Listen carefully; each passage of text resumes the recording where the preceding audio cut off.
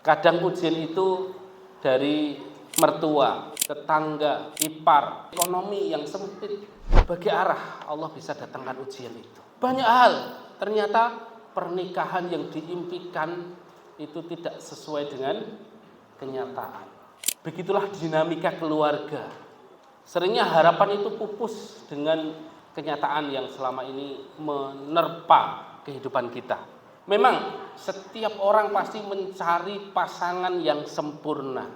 Tetapi ketika kita kekeh mencari pasangan yang sempurna, maka kita harus siap-siap jomblo saklah wase. Karena nggak ada manusia sempurna. Yang bisa kita lakukan adalah usaha mengantisipasi, mengantisipasi atau mendekati sempurna. Sebuah angka yang menarik, ya, hampir 200 kasus perceraian dalam setahun di Sragen. Apalagi kalau ditambah dengan kasus pertengkaran. Dan harus kita pahami bahwa Bapak Ibu yang dirahmati Allah Subhanahu wa taala, ternyata hampir semua keluarga itu pasti mengalaminya. Jangankan kita, Nabi saja Bapak Ibu, Nabi Muhammad yang beliau mendeklarasikan diri sebagai wa ana khairun, saya adalah sebaik-baik orang yang bersikap pada keluarganya. Itu aja sempat memboikot istrinya 29 hari. Bapak pernah memboikot istrinya berapa hari, Pak? Itu kelasnya kita, Rasul aja kelasnya Rasul memboikot istrinya 29 hari. Sampai tersiar kabar Rasulullah menceraikan istri-istrinya.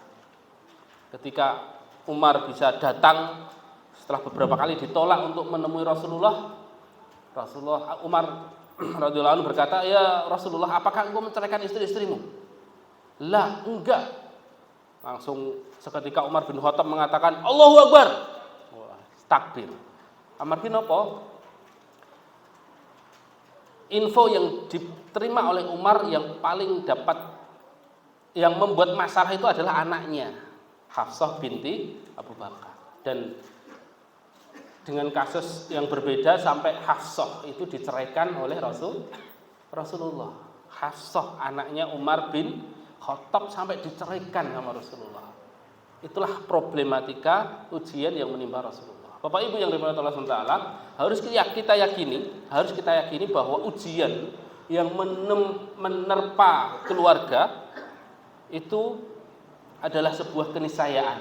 Sebagaimana firman Allah Subhanahu wa taala, "A'udzubillahi minasyaitonir rajim.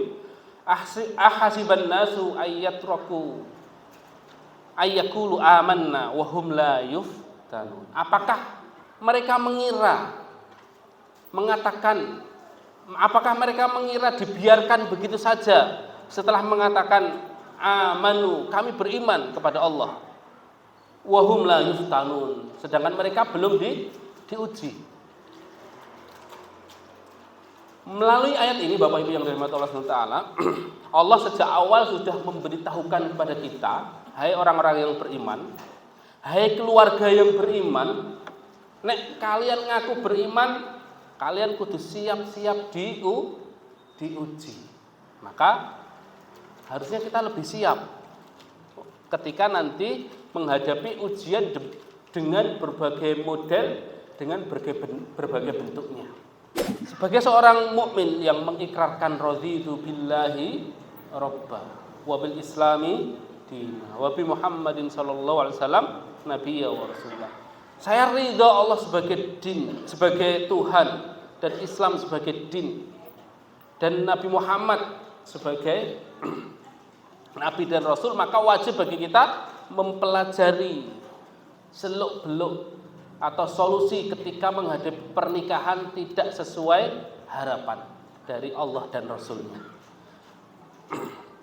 Yang perlu kita lakukan yang pertama, Bapak Ibu yang dirahmati Allah SWT, yang pertama adalah evaluasi diri. Ketika kita mendapati pernikahan kita tidak sesuai harapan, maka yang pertama adalah evaluasi diri. Kenapa Rasulullah SAW bersabda, "Idza ahabballahu qauman ibtalahum."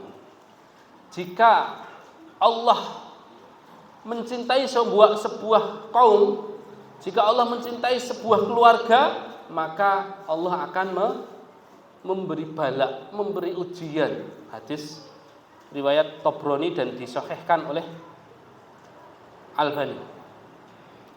Dalam hadis yang lain, Rasulullah SAW bersabda, "Idza aradallahu bi 'abdihil khaira ajjala lahul uqubah fid dunya."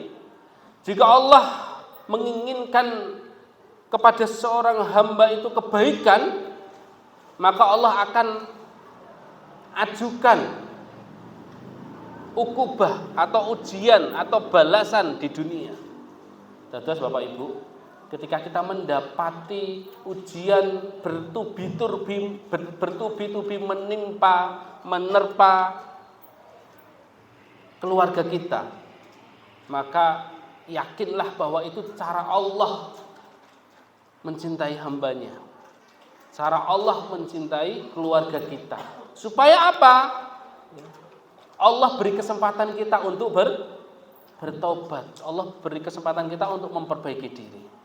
Wa idza aradallahu bi 'abdihi syarra amsaka anhu bi dzambi hatta yuwaffa bihi yaumal qiyamah. Dan jika Allah menginginkan kejelekan, kerusakan pada sebuah hamba, maka Allah akan tahan balasan itu sampai ia berhadapan di akhirat kelak, berhadapan dengan para malaikat, berhadapan mempertanggungjawabkan dosa-dosa itu di hadapan Allah, dan itu tidak ada kesempatan untuk bertaubat. Maka sekali lagi, bentuk cinta Allah kepada hambanya yang beriman itu ketika Allah datangkan ujian-ujian dalam keluarga kita. Kenapa? Karena Allah tidak ingin menyaksikan kita disiksa di neraka. Ngoten nggih? Allah mboten pengen menyaksikan kita disiksa di neraka. Maka dari itu Allah ingin, karena cintanya Allah kepada kita, Allah ingin balasan itu dihabiskan di dunia. Dengan begitu kita ada kesempatan untuk kembali ke jalan yang benar. Bapak Ibu yang dirahmati Allah Subhanahu wa taala. Jadi apa yang perlu dievaluasi yang menyebabkan keluarga itu tidak sesuai harapan, pernikahan itu tidak sesuai impian? Yang pertama adalah bisa jadi selama ini itu kita salah niat, Bapak Ibu yang dirahmati Allah Subhanahu wa taala. Salah niat dalam berkeluarga. Kalau tanglet nih, Bapak Ibu yang dirahmati Allah Subhanahu wa taala. Kalau tanglet kali Bapak-bapak sekalian, Pak, nikah niku ibadah napa mboten? Ibadah. Maka syarat diterimanya ibadah harus ikhlas. Pertanyaannya, selama ini ketika Bapak nyari nafkah, ketika Bapak menafkahi istri, menafkahi anak, berbuat baik kepada istri, itu niat hanya mencari ridha Allah atau mencari cinta istri? Oh, Pak. Atau supaya dihormati, supaya dihargai, supaya dikasih nafkah sama, bukan dikasih ya, diberi haknya. Kenapa Pak niatipun? Lillahi ta'ala. Sebagaimana ikrar kita, Bapak Ibu yang dirahmati Allah Subhanahu wa taala. Ikrar kita dalam sehari 17 kali. Kita mengikrarkan iyyaka na'budu. Artinya pun hanya kepada Engkau ya Allah kita beribadah. Ya enggak? 17 kali minimal nggih? Hanya kepadamu ya Allah saya beribadah. Hanya kepadamu ya Allah saya mengharap atas semua amalanku, semua aktivitasku, semua pemberianku, semua perbuatanku kepada keluarga. Gitu Bapak Ibu. Ibu-ibu juga begitu. Jangan-jangan selama ini salah niat ketika melayani suami, ketika memasakkan, merapikan rumah, beres-beres. Jangan-jangan selama ini salah niat supaya dinafkahi suami, dicintai, disayangi, diperhatikan, dan lain sebagainya. Allah sangat cemburu gitu ya.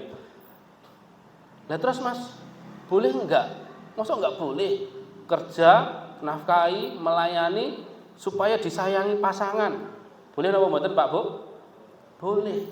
tetapi harus siap konsekuensinya. Konsekuensinya apa? Berharap pada manusia adalah sakit hati yang direncanakan. Kenapa? Berharap kepada manusia adalah sakit hati yang direncanakan. Nah, itu yang pertama, Bapak Ibu. Nah, terus gimana? Masa kita ibadah nggak boleh berharap? Gitu ya, Pak ya. Masa nggak boleh pengen disayang, pengen dicinta? Ya tadi konsekuensinya harus diterima. Nah, terus gimana solusinya? Ya solusinya ibadah aja.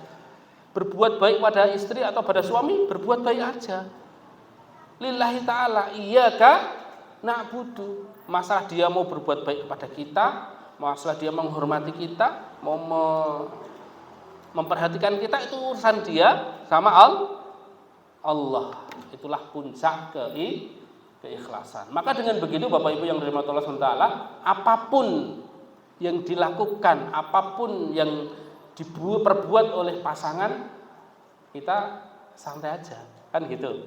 Karena saya nggak mengharap balasan dari kamu, saya mengharap feedback darimu, tapi saya hanya berharap pada Allah Subhanahu Wa Taala. Terserah kamu berbuat baik, membalas kebaikan, itu terserah padamu.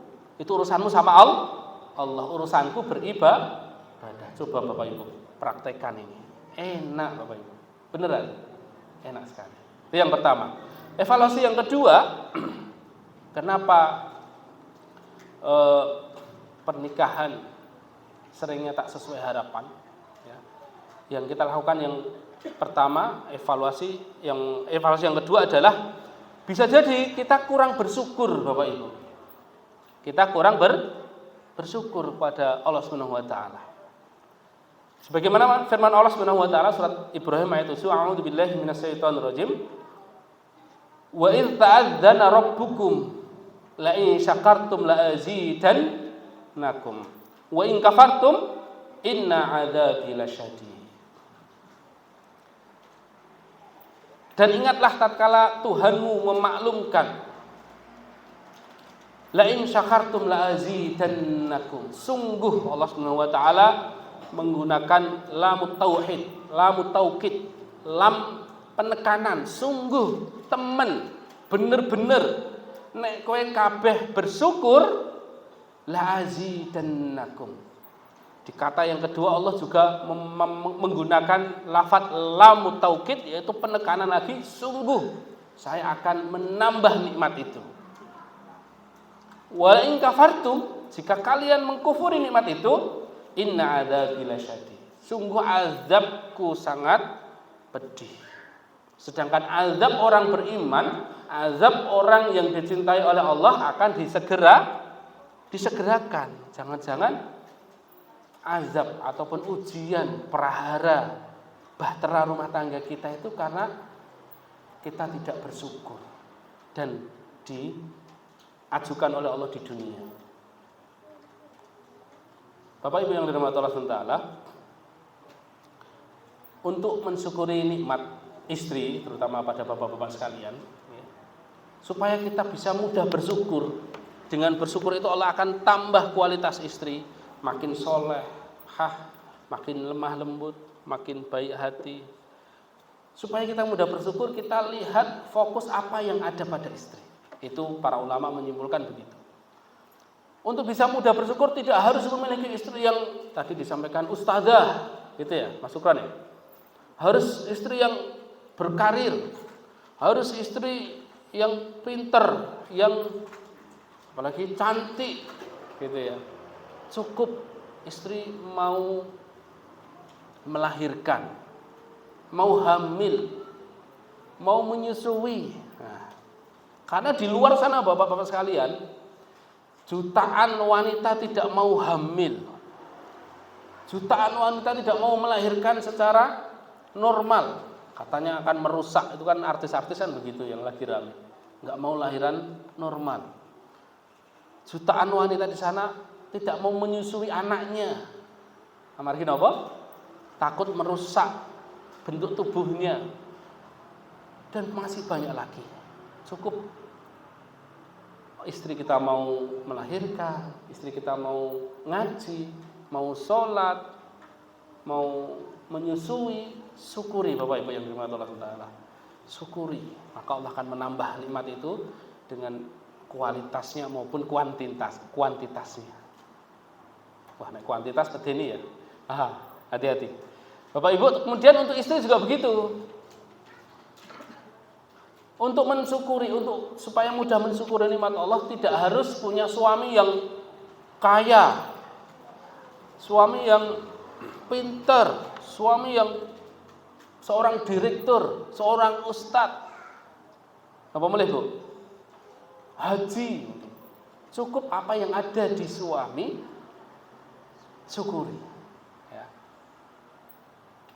Untuk mensyukuri nikmat suami tidak harus yang seperti aderai gitu ya, seperti artis-artis Korea, enggak Bapak Ibu yang dirahmati Allah Taala. Cukup mungkin suami kita mau ke masjid, suami kita mau ngaji, suami kita mau bekerja, suami kita tidak kenapa Bu? Tidak berjudi, suami tidak berzina, suami tidak apalagi suka nongkrong di kafe-kafe lah. Itu syukuri dari yang paling mudah. Ya. Selain itu juga tanda syukur kita kepada Allah, kita berterima kasih kepada pasangan. Ya. Sekali lagi Bapak-bapak yang dirahmati Allah dan Ibu-ibu, kita anggap aja saya curhat ke panjenengan sami nggih. Karena dari umur jenengan senior saya dan pasti lebih banyak mengenal memakan garam keluarga. Jadi cukup apa yang ada di pasangan kita syukuri, maka Allah akan tambah nikmat-nikmat yang lainnya. Ya. Dan tanda kita mensyukuri nikmat dari Allah, kita berterima kasih kepada pasangan ketika ranahnya adalah keluarga. Sebagaimana Rasulullah SAW bersabda, la yaskurullah man la yaskurun nas. Hadis ini sahih dari Abu Hurairah dan disahihkan oleh Syekh Albani. Tidak bersyukur kepada Allah seseorang yang tidak berterima kasih kepada manusia. Bahkan saking pentingnya ini berterima kasih, syukur, tanda syukur orang manusia kepada Allah itu dia bersyukur kepada manusia dalam ranah keluarga, berarti kepada pasangan. Rasulullah mau nyatakan dalam 3 hadis yang sahih dan disahihkan oleh Albani. Yang pertama tadi, yang kedua, man lam yaskurun nas lam yaskurullah. Sinten tiyangipun ingkang boten bersyukur dumateng berterima kasih dumateng tiyang sanes, dumateng pasangan, dia tidak bersyukur kepada Allah.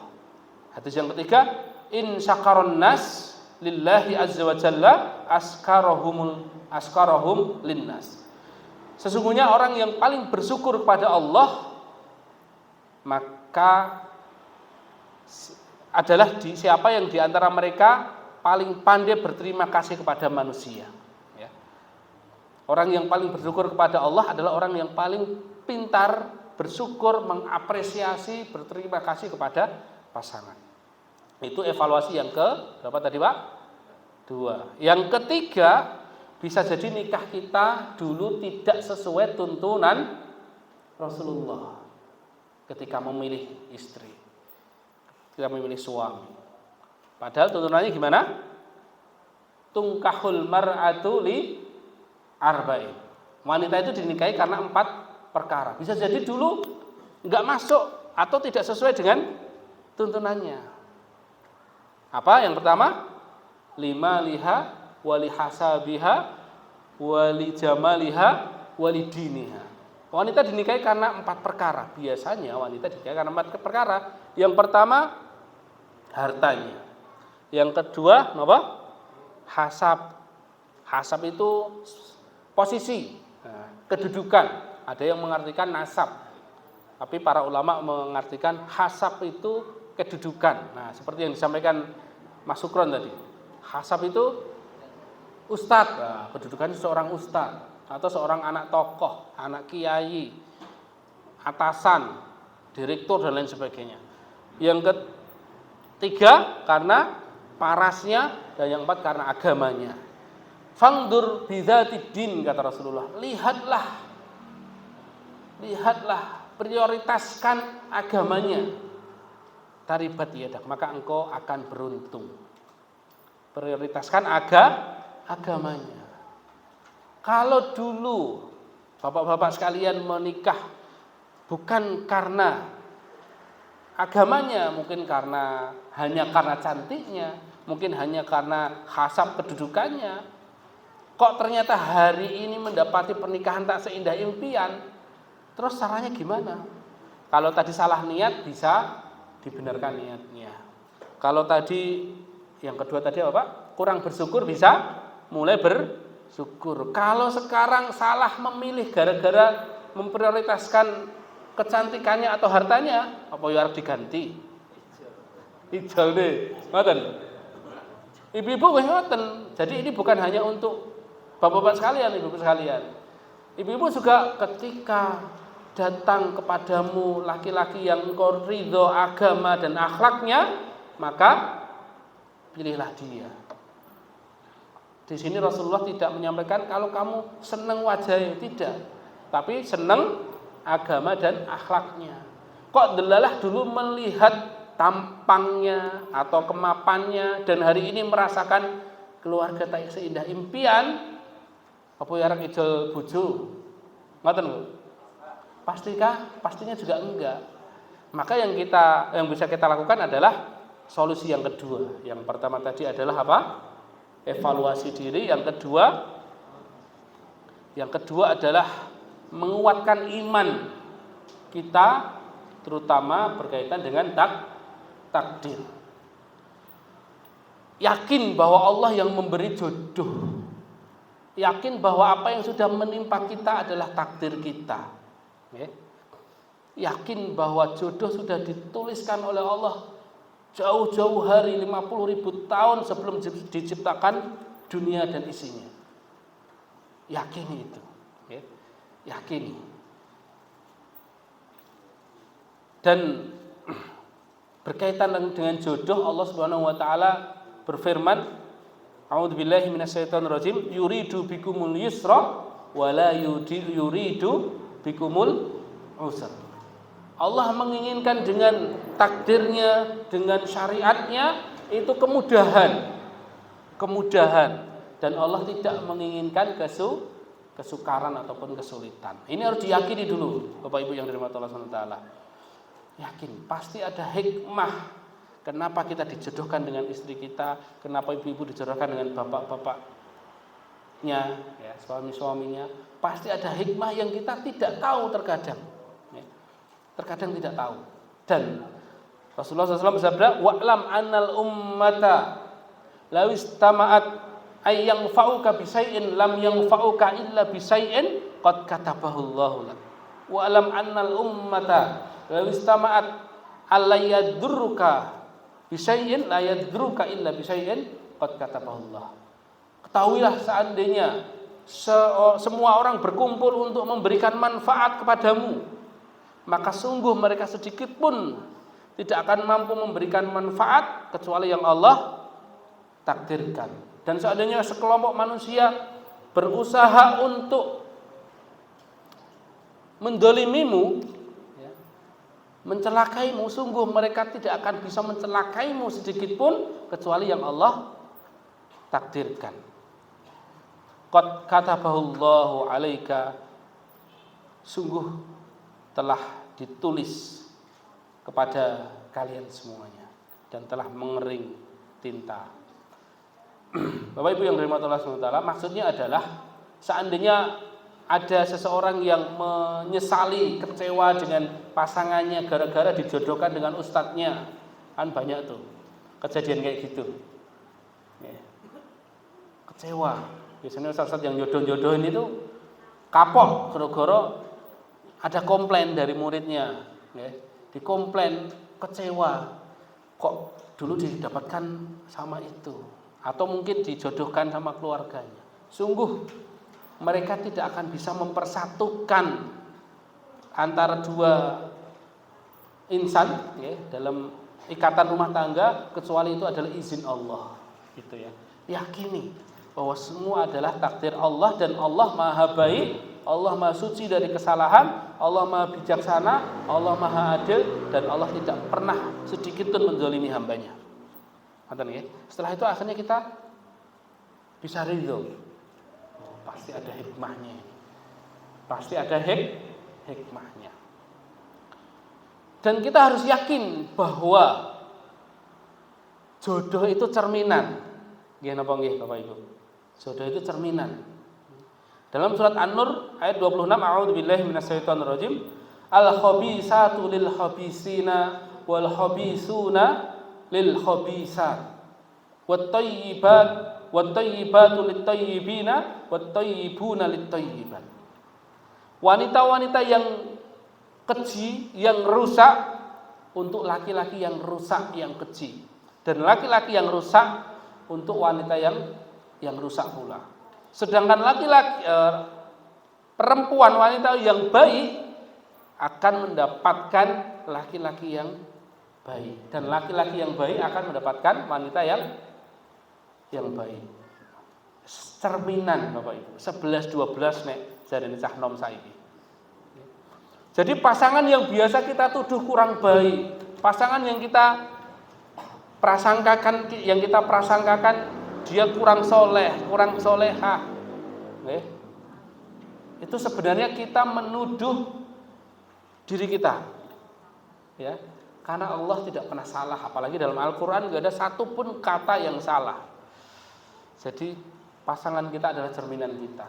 Ketika kita menuduh pasangan kita jelek, jahat, maka sungguh tuduhan itu kembali kepada kita. Bisa jadi Bapak Ibu yang dirahmati Allah SWT, ketika kita merasa lebih rajin sholat, ketika kita merasa lebih rajin baca Al-Quran, lebih rajin menghadiri kajian, lebih baik, jangan salah. Bisa jadi pasangan kita itu amalan hatinya lebih diterima oleh Allah. Bisa jadi istighfarnya lebih diterima oleh Allah. Bisa jadi zikirnya, hatinya selamat dari kerusakan. Imannya lebih diterima oleh Allah Subhanahu wa taala. Bisa jadi hatinya bersih dari yang namanya sombong, hasad, sum'ah, dan lain sebagainya. Tidak ada yang tahu, ya, karena hanya Allah yang tahu kadar keimanan seseorang. Maka sekali lagi, jodoh adalah cerminan. Ya, dengan begitu kita akan ridho. Ternyata pasti ada hikmahnya. Tidak ada yang salah dengan takdir Allah. Tidak ada yang salah dengan takdir Allah. Karena Allah lebih tahu kebutuhan hambanya daripada hamba itu sendiri. Allah lebih tahu kebutuhan hamba daripada hamba itu sendiri. Tidak ada yang lebih mencintai daripada kita kecuali Allah. Tidak ada yang lebih tahu kebutuhan kita kecuali Allah. Tidak ada yang lebih sayang terhadap diri kita kecuali Allah. Dan Allah Maha baik, tidak pernah salah, tidak pernah menzalimi hambanya. Sebagaimana sabda firman Allah Subhanahu wa taala, "Innallaha la yadlimu misqala dzarrah." Sungguh Allah tidak pernah menzalimi hambanya sedikit pun. Bahkan dalam hadis, "Ya ibadi, inni haramtu dzulma ala nafsi." Wahai hambaku, sungguh saya mengharamkan zalim, menyakiti, mencelakai pada diriku terhadap hamba-hambaku. Wa ja'altuhu bainakum muharraman, dan saya sungguh jadikan kezaliman terhadap sesama itu sesuatu yang haram. Fala tadzalamu, maka jangan saling menzalimi. Bapak Ibu yang dirahmati Allah SWT, itu yang kedua, solusi yang kedua ketika pernikahan tak sesuai harapan. Yang pertama, evaluasi diri. Bisa jadi niat kita salah, bisa jadi kita kurang bersyukur, bisa jadi tidak sesuai tuntunan saat kita menikah dulu. Ya, evaluasi diri. Yang kedua, kuatkan iman bahwa setiap episode dalam hidup kita itu tidak lepas dari takdir Allah, dan Allah Maha baik, Allah Maha suci dari kesalahan, pasti ada hikmahnya. Kemudian dengan meningkatkan iman, seseorang akan kuat, ya, ketika mendapati prahara keluarga, ketika mendapatkan terpaan-terpaan yang sangat berat, sangat kuat yang menerpa bahtera rumah tangga kita. Sebagaimana Asiyah binti Muzahim ketika mendapati suaminya ingin menyiksanya. Kita lanjutkan sekedar ya. Ketika suaminya menyiksanya dengan algojo-algojonya, ya, karena keimanan Asiyah binti Muzahim itu, dia hanya fokus menguatkan iman dia dengan berkata, ya Rabbibni li indaka baitan fil jannah. Ibunda Asiyah binti Muzahim berimajinasi, ya Rabbku, meminta kepada Allah, wahai Tuhanku, bangunkan aku rumah di surga. Fokus pada pahala, fokus pada pahala dari Allah Subhanahu wa taala. Kenapa rumah? Kenapa yang diinginkan Asiyah itu rumah, Bapak-bapak sekalian? Kenapa? Karena wanita. Asiyah binti Muzahim, istri Fir'aun adalah wanita. Wanita itu kesukaannya pada hal-hal yang fisik. Rumah, boleh? Apa Bu? Jenengan aturakan ben kula sampaikan teng mriki, Bu. Rumah, perhiasan, apa boleh? Kendaraan dan lain sebagainya. Tapi kalau bapak-bapak yang paling diinginkan apa, Pak? Bidadari. Maka hadiahnya janjinya Allah akan dikasih bidadari-bidadari yang sebaya. Gitu. Bahkan minimal 2 di akhirat nanti. Nah, Bapak Ibu yang dirahmati Allah Ta'ala, itu yang kedua. Yang ketiga adalah ikhtiar. Dan ikhtiar yang paling pertama adalah kita meminta kepada Allah. Setelah kita evaluasi, kemudian kita tingkatkan iman dan kita ikhtiar. Ikhtiar yang paling pertama adalah meminta kepada Allah. Meminta kepada Allah apa yang kita inginkan. Karena Allah tahu, Allah Maha Baik, Allah Maha Bijaksana. Allah tidak pernah menzalimi hambanya. Ya. Itu. Dan yang ikhtiar yang kedua adalah berkonsultasi kepada orang yang faham, berkonsultasi kepada orang yang ahli dalam hal keluarga, yang sudah punya pengalaman, yang bisa menjaga rahasia. Itu 3 itu ya. Nanti bisa diputar-putar lagi ya kalau ada di YouTube ya. Yang pertama tadi, ketika mendapati keluarga tidak sesuai harapan, ketika pernikahan tidak sesuai harapan, yang pertama apa Pak? Evaluasi. Yang kedua, kuatkan iman. Yang ketiga, ikhtiar ukhrawi, ikhtiar ilahi dengan meminta kepada Allah. Dan yang ikhtiar yang kedua adalah berkonsultasi dengan pakar keluarga. Wallahu a'lam bishawab. Insya Allah kita lanjutkan di pertemuan berikutnya karena sebenarnya belum tuntas karena waktu membatasi kita. Semoga yang sedikit ini bisa dipahami dan semoga Allah Subhanahu wa taala menjadikan keluarga kita keluarga yang diberkahi, dirahmati. Rabbana hab lana min azwajina wa dzurriyyatina qurrata a'yun waj'alna lil muttaqina imama. Amin ya rabbal alamin. Akhir kalam. Assalamualaikum warahmatullahi wabarakatuh.